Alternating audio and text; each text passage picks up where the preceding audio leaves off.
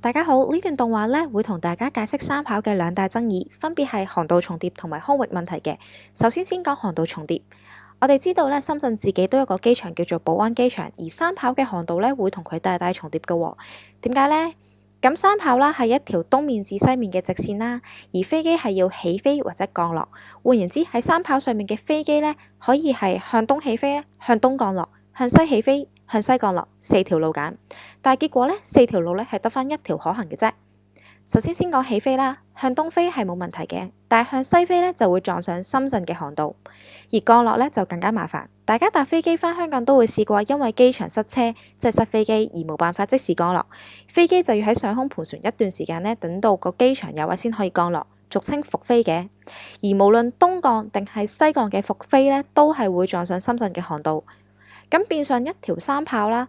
東飛、東降、西飛、西降，四條路得返東飛呢一條路啫，功能得返1/4，仲要配合埋另外兩條跑道嘅班次啊、航道，好大可能呢連1/4嘅功能都冇。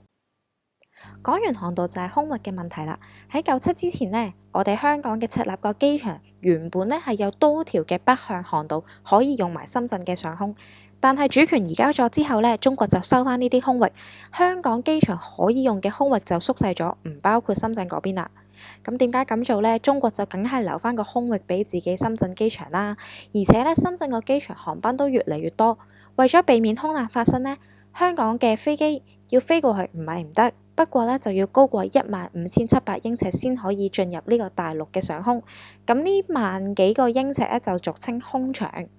飛咁高嘅高度呢，香港嘅飛機呢就需要額外嘅時間去攀升啊降落，變相呢向北嘅航道呢就減少咗，削弱咗香港赤鱲角機場嘅功能啦。總括嚟講，因為航道同埋空域嘅問題呢，三跑形同虛設，起咗都用唔到。而如果解決到以上嘅問題嘅話呢，就可以大大提升1、2跑嘅升降班次，根本就唔再需要起第三條跑道。